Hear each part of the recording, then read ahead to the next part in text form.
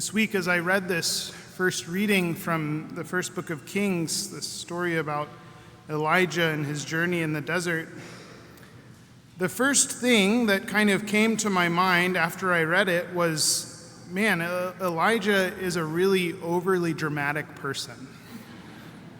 He goes one day into the desert and sits under a tree and prays for death, right? Like, oh, Lord, I'm so tired from walking. Please take my life.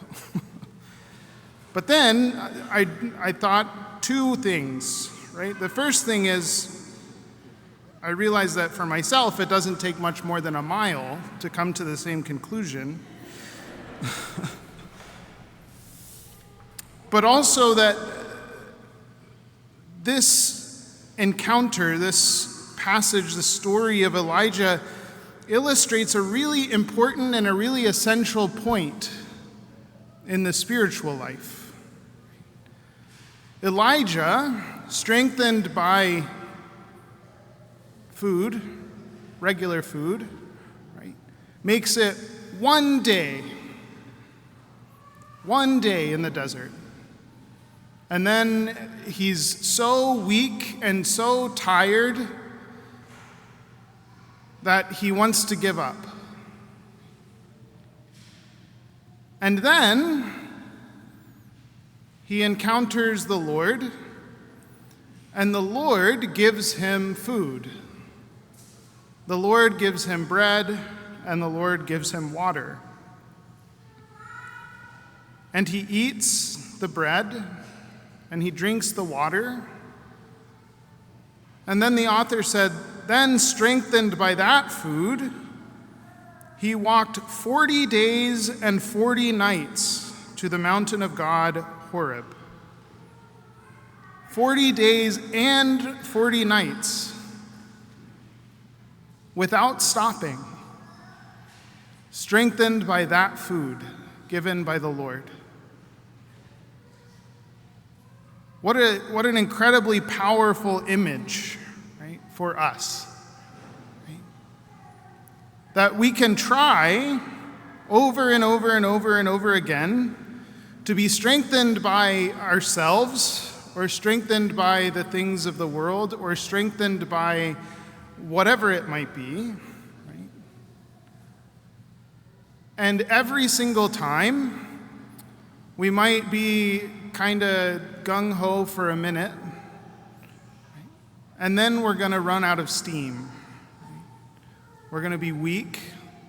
Our broken, fallen human nature is going to kind of take over, and we're going to fail. But when we come to the Lord, and the Lord gives us nourishment, and the Lord gives us strength, and the Lord pours out His grace upon us, that's when we're really able to move. That's when we're really able to grow.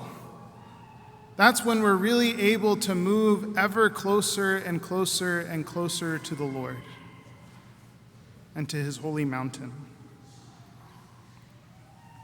Every single one of us, if we took some time and thought about it and prayed about it,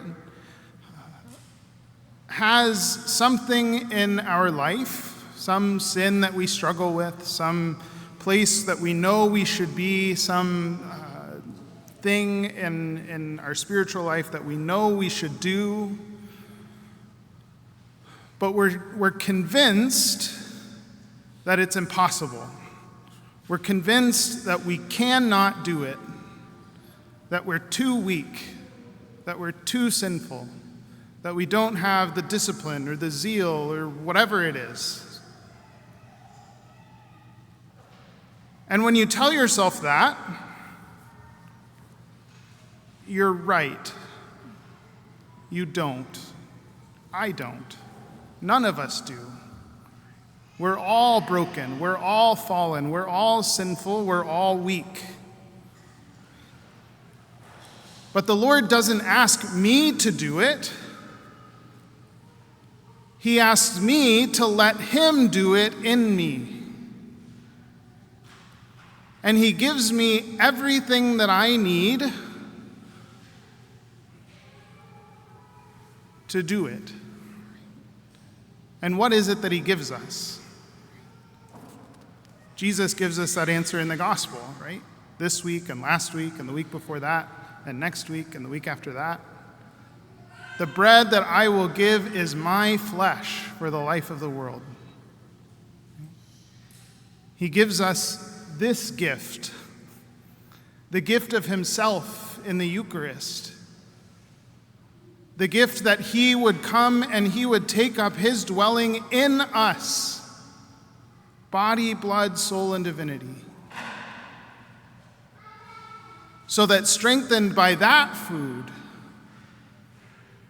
we too can do what Elijah did.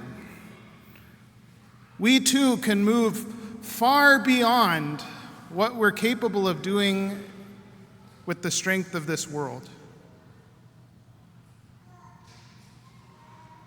Because as St. Paul says, it's no longer I who live, but Christ who lives in me.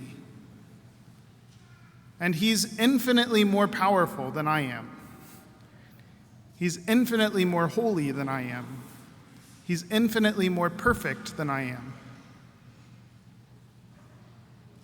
And he's going to make me strong and perfect and holy,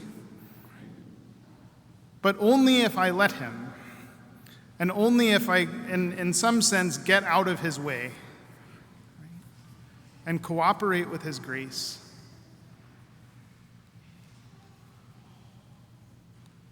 So as we come to him today, and as he gives himself to us, we bring to him all of those things, whatever they are, in each of our lives. That area that we know we need to grow in, that area that we know he's waiting for us to give over to him. And we give it to him. And we allow his grace to come into us, to work in us, to live in us.